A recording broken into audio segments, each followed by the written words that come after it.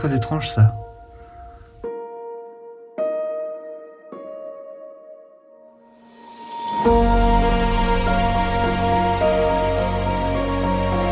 Il y a des clés dessus. Regardez ça.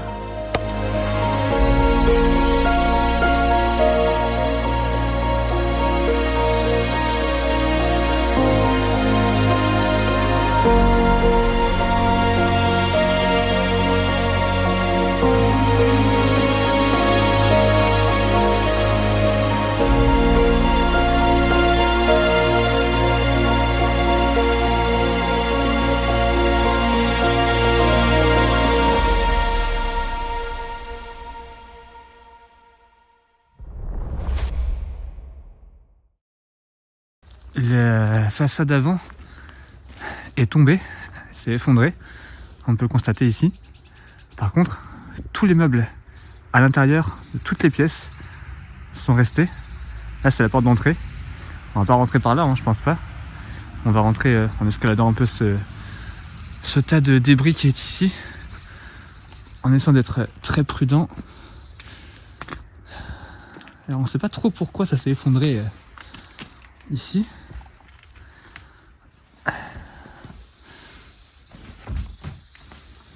Hop. En tout cas, c'est assez incroyable d'avoir une maison comme ça avec un pan de mur ouvert. C'est la première fois qu'on a une maison avec un mur qui est totalement ouvert sur l'extérieur. Donc là, on entre dans la salle à manger. Ah ouais, j'avoue, il y a une chaise bébé qui est juste ici.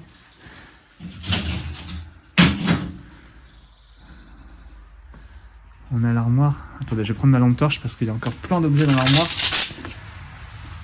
Je vais vous montrer tout ça. Il y a encore des trucs dans les bouteilles. Je sais pas ce que c'est.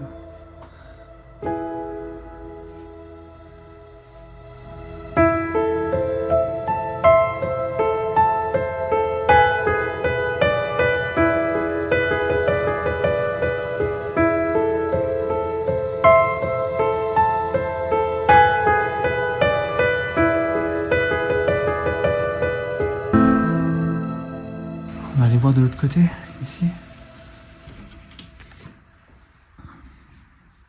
Alors j'ai l'impression que c'était une maison où il y avait beaucoup de croyants, de croyantes. Vous pouvez retrouver plein de signes religieux. Vous voyez qu'il y a des portraits de la Vierge Marie. Je sais pas ce qu'il y a là-bas à gauche. Des miroirs. On a tout en bas des cierges là, je crois. On a même une seringue. Ah oui, mec, regarde. Attendez, je vais mettre ma lumière moins forte parce que sinon vous voyez rien. Très étrange ça.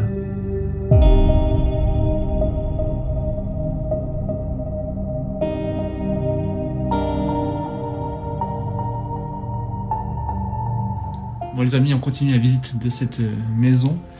Après avoir fait ce qui semble être la salle à manger, j'arrive ici dans ce qui ressemble à une cuisine. Là pareil, vous voyez derrière moi, le mur s'est effondré aussi. Là il y a la porte d'entrée par laquelle on pouvait rentrer tout à l'heure.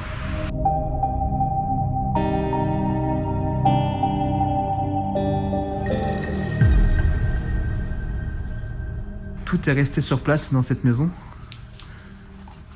Regardez ce meuble de cuisine par exemple. Alors il y a des photos que je vous montre pas. Mais regardez dans le meuble, vous avez encore tout le service qui est là. Il y a également dans les tiroirs plein d'objets. On a des briquets, des interrupteurs. Je sais pas trop ce que c'est. Dans les boîtes là, on va regarder ça. Ah bah c'est vide. Il n'y a rien dans la boîte. Ça c'est quoi ça? C'est un couvercle. Ça je sais pas ce que c'est. Oh putain mec. Vous connaissez ça? Alors ça, quand j'étais petit, j'adorais en prendre. Je sais pas si vous connaissez, dites-moi en commentaire si vous connaissez ce médicament là. La solistricine. C'est pour les maux de gorge, tu connais pas? C'est tellement bon, enfin c'était, parce que là je pense que celui-ci doit être périmé depuis un certain temps. Novembre 80, ah oui, en effet. Ouais, j'adorais ça. Ah, t'as vu ou pas? La maison. Regardez, elle ressemblait à ça avec les murs. Il y a une photo de la maison qui est juste ici. Comme ça, non? Ah ouais, de ouf. Il y a quoi dans la boîte là? Waouh, les boutons. Après quelques recherches sur internet, on a pu trouver que le propriétaire était toujours en vie et qu'il ne vit d'ailleurs pas très loin de cette maison abandonnée. Il serait agriculteur et continuerait à élever quelques vaches. Ce qu'on a pu découvrir également, c'est que la façade de la maison n'est tombée que depuis 2 ou 3 ans maximum. On poursuit la visite de cette maison au mur effondré. On arrive dans une espèce de petite arrière-cuisine. Vous voyez, on a ici un placard sous les escaliers où on stockait le bois pour le chauffage l'hiver, certainement. Quelques rangements. On a par là la vieille chaudière, très certainement. Et ensuite, on arrive dans le garage où est Dimitri actuellement. Et regardez un peu ce qu'on trouve dans ce garage. Une voiture. Une 2 chevaux.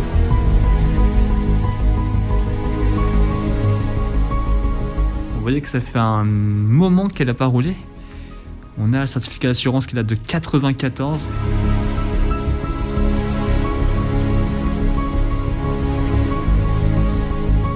Justement, je me disais que ça faisait longtemps que j'avais pas découvert une voiture en urbex, ben voilà. Mais je sais pas si vous vous rendez compte de la propreté à l'intérieur. Tu l'as ouverte ou pas? T'as regardé? Non. On va regarder si ça s'ouvre. Oh là là.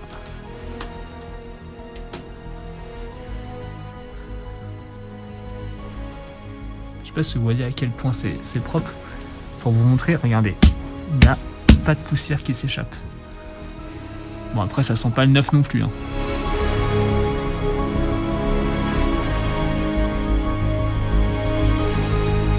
Et je vais monter à l'avant. Oh, il y a les clés en plus. Ouais. Il y a des clés dessus. Incroyable. Regardez ça.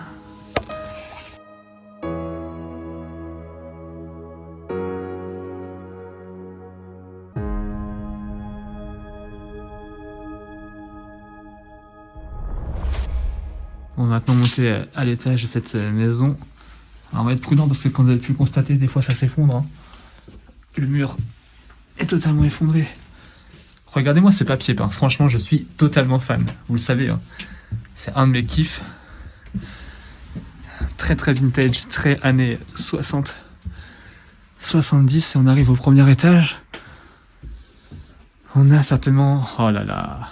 Alors, le sol s'effondre à moitié quand même. Vous voyez, hein, dans la salle de bain, on va pas y aller parce que la baignoire est en train de passer au travers le plancher.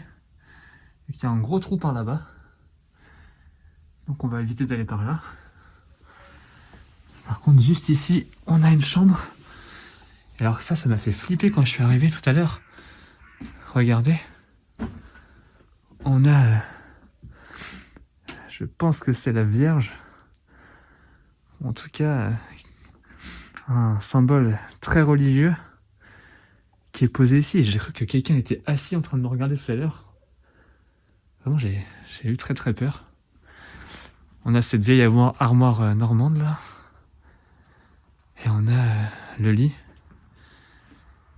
Juste ici. Et ce qui est impressionnant, hein, c'est qu'il n'y a plus le mur. Vous voyez, il n'y a plus la façade du tout. On est vraiment... la vue sur la cour. Hein. Dans le placard qui est au fond de la chambre, on a une valise. Alors je sais pas ce qu'il y a dedans. Il y a une trousse de toilette vintage. Très colorée. Très années 60-70 également. On a quoi ici? Des boîtes en carton vides. Voilà, quelques boîtes en carton. Rien d'autre de très intéressant. En tout cas, ça, là, ça m'a bien fait flipper quand je suis rentré. Hein.